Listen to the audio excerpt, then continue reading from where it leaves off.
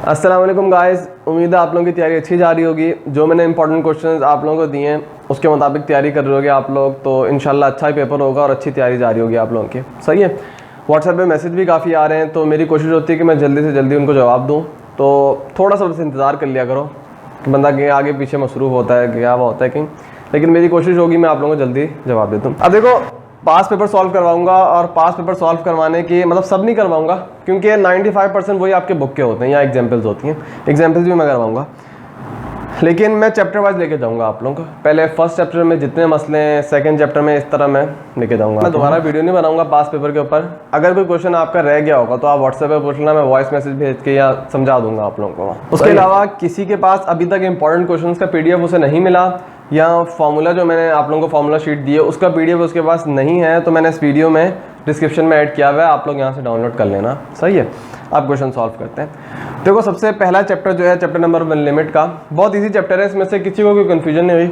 सवाल एक सवाल आया था कि स्टूडेंट का, मेरे पास ये वाला था। अब ये बुक का क्वेश्चन ही है लेकिन एक्सरसाइज का नहीं है, एग्जाम्पल का ही है। और 1.6 के बाद नेक्स्ट पेज जो है ना, उसी पे एग्जाम्पल नंबर 1 है। अच्छा, एक और चीज़ बतानी है, मैंने जो आप लोगों को इंपॉर्टेंट क्वेश्चंस में एग्जाम्पल्स दिए ना, उसके आगे मैंने पेज नंबर लिख दिए, तो आप लोग पेज नंबर को फॉलो करना। एग्जाम्पल नंबर मतलब पेज नंबर खोलो, उसके ऊपर जो एग्जाम्पल 1, 2 जो भी है उसको फॉलो करना। क्योंकि आमतौर पर होता है कि जैसे एग्जाम्पल ले लो 8.4 है, 8.4 से पहले मतलब 6-7 पेज में एग्जाम्पल्स टॉपिक समझाया हुआ सारा। अब उसमें मैंने कितनी दफ़ा देखा है, नंबरिंग होती है एग्जाम्पल 1, 2, 3, उसके बाद दोबारा 1, 2, 3 से स्टार्ट हो जाती है नंबरिंग। सही है। तो आपने एग्जाम्पल नंबर नहीं देखना, आपने पेज नंबर देखना है, और उस पेज नंबर पर जो मैंने एग्जाम्पल नंबर बताया होगा ना, वो आपने देखनी है। सही है। इस तरह सॉल्व करना है आपने। खैर, चैप्टर 1 में यही एक सवाल है जो आमतौर पर स्टूडेंट ने पूछा है, और कोई पास पेपर में हट के कोई क्वेश्चन नहीं आया चैप्टर नंबर 1 से जो मैं करवाऊँ। अब देखो, इस क्वेश्चन में लिमिट जो है वो आपकी x अप्रोच कर रहा है इन्फिनिटी के पास। मैंने पहले भी आप लोगों को बताया हुआ है। देखो, सबसे पहले ये स्टूडेंट को काफ़ी कन्फ्यूजन है, उनको इनडिटर्मिनेट फॉर्म को ही नहीं पता। कितने जो स्टूडेंट है वो कहते हैं सर हमें तो पता ही नहीं है, टीचर्स ने बताया ही नहीं इनडिटर्मिनेट फॉर्म होती ही क्या है। देखो, मैं पहले भी बताता हूँ, इनडिटर्मिनेट फॉर्म हमें नहीं चाहिए। जब भी वो आए तो हम अपनी लिमिट चेंज कर देते हैं। अगर आप इसके अंदर इन्फिनिटी पुट करोगे तो आपका न्यूमरेटर भी इन्फिनिटी हो जाएगा। मतलब इन्फिनिटी में कोई प्लस करो या इन्फिनिटी में कोई माइनस करो तो क्या असर पड़ेगा इन्फिनिटी को, इन्फिनिटी ओवर इन्फिनिटी आ जाएगा। और इन्फिनिटी ओवर इन्फिनिटी और 0/0 ये सबसे मशहूर इनडिटर्मिनेट फॉर्म है। टोटल 7 है, लेकिन सबसे मशहूर यही 2 इनडिटर्मिनेट फॉर्म है। तो अगर ये जब आपके पास आ जाए तो आप क्वेश्चन सॉल्व नहीं कर सकते। इनका नाम ही इसलिए रखा गया इनडिटर्मिनेट कि इनको डिटरमिन नहीं कर सकते आप। सही है। तो आपको अपने फंक्शन को चेंज करना पड़ेगा। अब चेंज करने का तरीका क्या है, जब भी आपके पास लिमिट इन्फिनिटी वाली जो आती है, मैंने आप लोगों को बताया हुआ है कि न्यूमरेटर में और डिनोमिनेटर में खाली जो x की टर्म है ना, इसको आपने हटाना है। x ऐसे नहीं आ सकता। x ऐसे आ सकता है कि 6 के डिनोमिनेटर में x हो, 6/x या 5/x², कुछ भी हो। x डिनोमिनेटर में आए, मतलब न्यूमरेटर और डिनोमिनेटर में फ्रैक्शन बनाओ और उसके डिनोमिनेटर में x आना चाहिए। इस तरह अगर x आया ना, वो इन्फिनिटी कर देगा।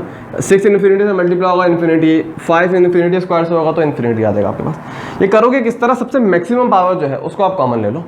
मैक्सिमम कौन सी है, मैक्सिमम पावर, हाँ बोल सकते हैं, x² है आपके पास। x² कॉमन ले लो और डिनोमिनेटर से भी आप x² कॉमन ले लो। उसके बाद क्या होगा, x² कैंसिल। सही है। ये आपके पास ये बच जाएगा। अब देखो, x जिधर भी है न्यूमरेटर और डिनोमिनेटर में, फ्रैक्शन के डिनोमिनेटर में मौजूद है, खाली न्यूमरेटर में मौजूद नहीं है। अब आपको मसला नहीं होगा। अब आप क्या करो, लिमिट अप्लाई कर दो। इन्फिनिटी हर जगह इन्फिनिटी आ जाएगा, इन्फिनिटी स्क्वायर भी इन्फिनिटी होता है। अब 5/इन्फिनिटी 0 के बराबर, 2/इन्फिनिटी स्क्वायर 0, इसी तरह ये भी 0 और ये भी 0। आपके पास क्या बच जाएगा, 1/5, और ये आपके पास आंसर। 2015 का ये, और डिटेल आंसर और क्वेश्चन सेक्शन जो होता है ना, लॉन्ग क्वेश्चन जिनको कहते हैं, उसमें क्वेश्चन नंबर 5 का पार्ट नंबर B है।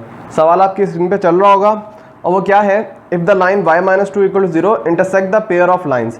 देखो, इस लाइन को मैंने आप लोगों को बताया था कि ये जॉइंट लाइन जो होती है, मतलब 2 लाइंस हैं, उनकी जॉइंट इक्वेशन है। सही है। और इन 2 लाइंस की खासियत क्या है कि ओरिजिन से पास कर रही हैं। सही है। इनको होमोजेनियस भी बोला जाता है। सही है। तो क्या करना था, अच्छा, ये लाइन इस लाइन से इंटरसेक्ट कर रही है एट A और B। अब देखो, ये 2 लाइन है ना, ये एक लाइन की इक्वेशन होगी, और ये किस तरह बनेगी, ये आपके पास बनेगी हॉरिजॉन्टल लाइन बनेगी, y-2 = 0। सही, हॉरिजॉन्टल लाइन बनेगी, और ये 2 इक्वेशन 2 लाइंस है ना, तो 2 लाइंस इसका मतलब है इसको 2 पॉइंट पे इंटरसेक्ट कर रही होंगी। सही है। तो उन्होंने बोल दिया एक A पॉइंट पे इंटरसेक्ट कर रही है और एक B पॉइंट पे इंटरसेक्ट कर रही है। ठीक है। और O be the origin, find the area of a triangle. अब देखो, ट्राइंगल के लिए इसकी अगर मैं फिगर बनाऊँ तो किस तरह बना सकता हूँ, रफली एक फिगर बना रहा हूँ मैं, आप लोगों की वो एडिटिंग में फिगर अटैच कर दूंगा, एक्चुअल फिगर इस डायग्राम इस क्वेश्चन की, वो आप देख लेना।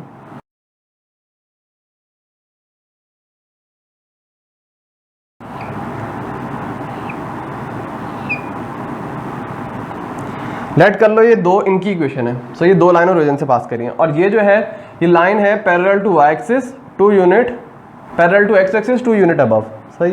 लेट कर लो इस तरह होगी, तो आपके पास ट्रायंगल कौन सा बन रहा है, ओ ए बी, इसको ओ बोल दो, इसको ए बोल दो और इसको बी बोल दो, सही है। आपको ओ ए बी ये ट्रायंगल एरिया फाइंड करना है इसका। अब एक्स्ट्रा नॉलेज देने का कीड़ा है तो सुन लो एक और चीज़ कि खैर मैं बाद में बताता हूँ यहाँ के। करोगे क्या, सबसे पहले अब आपको इनका पॉइंट ऑफ इंटरसेक्शन फाइंड करना है। अब देखो ट्रायंगल का एक वर्टिस आपको पता है किस पे है, ओरिजिन पे। क्यों? क्योंकि आपको पता है कि दोनों पेयर ऑफ लाइन जो है ये इंटरसेक्ट करती हैं ओरिजिन के ऊपर, तो एक आपके पास वर्टेक्स या एक पॉइंट ऑफ इंटरसेक्शन कह लो आप, ओरिजिन आ गया आपके पास, सही है।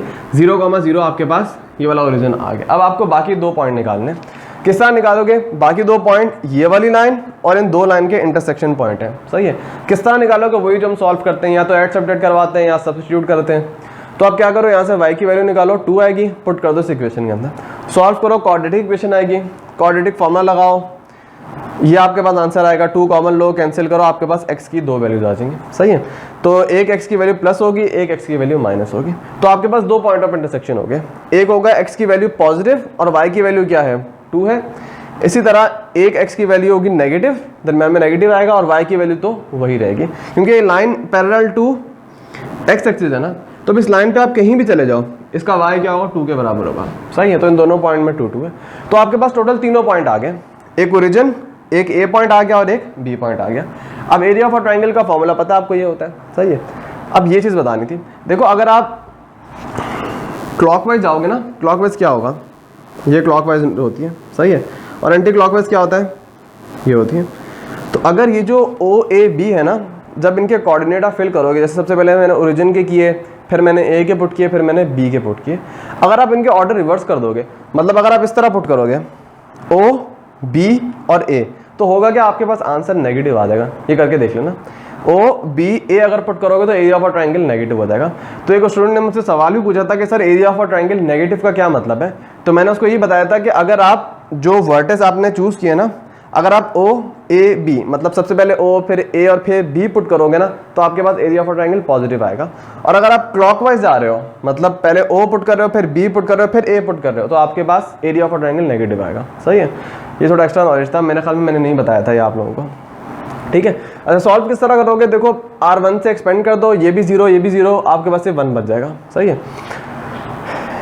AD माइनस BC कर दो, जो हम सॉल्व करते हैं, 2 मल्टीप्लाई होगा इससे, फिर 2 मल्टीप्लाई होगा इससे, दरमियान में क्या आ जाएगा, माइनस साइन आ जाएगा। एक्सपेंड करो, आपके पास ये होगा 14 माइनस 14 कैंसिल, 2√41 प्लस 2√41, ये हो जाएगा 4√41, और 4√41 को 2 से डिवाइड करोगे तो दोबारा आपके पास क्या आ जाएगा, 2√41 square units area of a triangle आ जाएगा। सर चैप्टर नंबर 2 से रिलेटेड ना ऐसा कोई सवाल नहीं जो आप लोगों को मसला कर रहा हो, पास पेपर में तो ऐसा कोई नहीं आया और किसी स्टूडेंट ने मुझे नहीं बोला, ठीक है। अगर आप लोगों को फिर भी किसी को लगता है चैप्टर 2 का कोई मुश्किल, तो मुझसे व्हाट्सएप पे पूछ लेना, सही है। तो चैप्टर नंबर 2 का कोई भी मुश्किल सवाल नहीं है।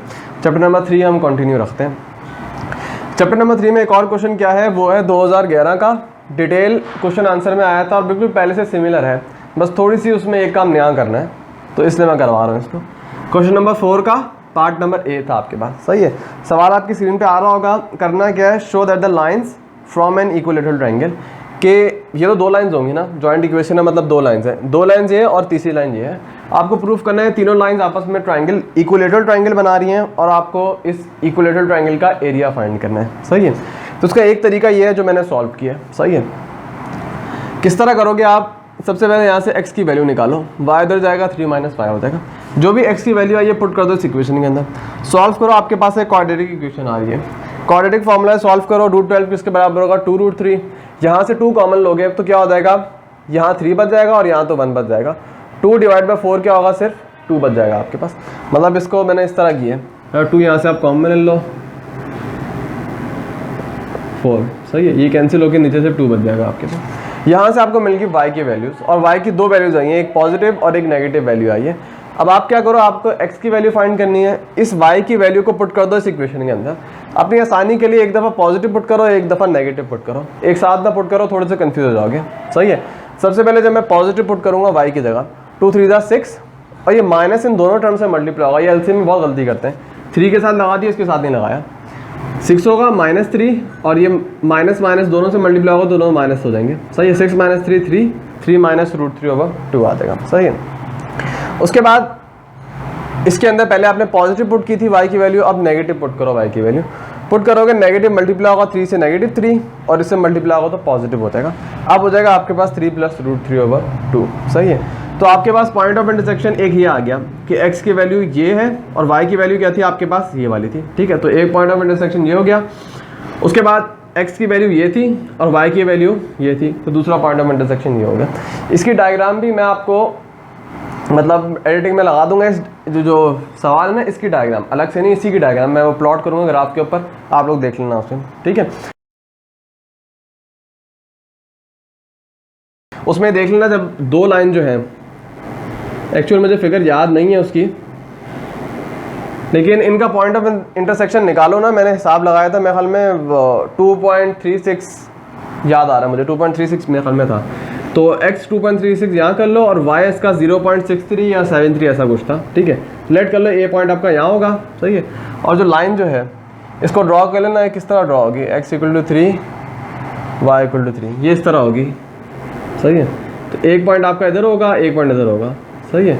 तो जिसका x, इसका देखो x ग्रेटर है, मतलब ये पॉइंट इधर होगा और इसका x कम है, उसका मतलब है पॉइंट पीछे होगा। तो ट्रायंगल मैंने OAB वाला चूज़ कर लिया। अगर आप OBA वाला चूज़ करोगे ना तो नेगेटिव आ जाएगा, मैंने बताया था आप लोगों को। सही है। तो आप ये वाला चूज़ कर लो। उसके बाद आपके पास 3 पॉइंट ऑफ इंटरसेक्शन आ गए। एक तो आपको पता है जॉइंट इक्वेशन जब भी है आपके पास, तो एक तो इंटरसेक्शन पॉइंट O होगा आपके पास, मतलब ओरिजिन होगा। उसके बाद एक A पॉइंट था और एक B पॉइंट था। सबसे पहले आपको पहली चीज़ प्रूफ करनी है कि ये ट्राइंगल जो है वो इक्विलेटरल ट्राइंगल है, और इक्विलेटरल ट्राइंगल में आपको पता है तीनों साइड्स इक्वल होती हैं। तो सबसे पहले तीनों साइड की लेंथ निकाल लो। सही है। दूसरा तरीका सवाल को क्या था कि आप एंगल्स निकाल लेते। एंगल्स निकालने के लिए आपको स्लोप निकालना पड़ता है, क्योंकि आपको पता है इक्विलेटरल ट्राइंगल में सब एंगल कॉन्ग्रुएंट होते हैं, मतलब 60 डिग्री 60 डिग्री 60 डिग्री होता है। दोनों तरीके थे इसके, लेकिन ये वाला तरीका ईजी है, आप लोग करते हुए आ रहे हो। तो वो भी खैर था, लेकिन मुझे ये ईजी लगा। वो भी इतना मुश्किल है, ये भी इतना, दोनों सेम ही लेंथ के हैं। और ये सवाल अजीब ही सवाल है, थोड़ा लंबा सवाल है। खैर करोगे क्या, सबसे पहले आप लेंथ निकालो OA, फिर AB और फिर OB। सबसे पहले आप OA लाइन सेगमेंट की लेंथ निकालो। ओरिजिन के कोऑर्डिनेट 0,0 होते हैं, तो 3 + √3/2 -0, इसी तरह 3 - 3 3 - √3 3 - √3/2 -0, बात एक ही होगी। ठीक है। तो मैंने 0 0 नहीं लिखा। इसका स्क्वायर करो, A + B होल स्क्वायर का फॉर्मूला एक्सपेंड करो, न्यूमरेटर पे आपके पास क्या आएगा, 9 + 6 √3 + 3 आ जाएगा, और डिनोमिनेटर क्या होगा, 4 होगा आपके पास। इसी तरह इस पे A - B होल स्क्वायर का फॉर्मूला एक्सपेंड करोगे, क्या आएगा, 9 - 6 √3 + 3, और डिनोमिनेटर में क्या आएगा, 4 आएगा। मैंने 4 एलसीएम ले लिया, तो आपके पास इस तरह पूरी चीज़ आ गई। 9 + 3 12, 12 + 9 21, 21 + 3 24 हो जाएगा। 6 √3 - 6 √3 कैंसिल होके सिर्फ 24 ही आपके पास होगा, और डिनोमिनेटर में 4 है। सॉल्व करो, आपके पास √6 यूनिट लेंथ आ जाएगी इसकी। सही है।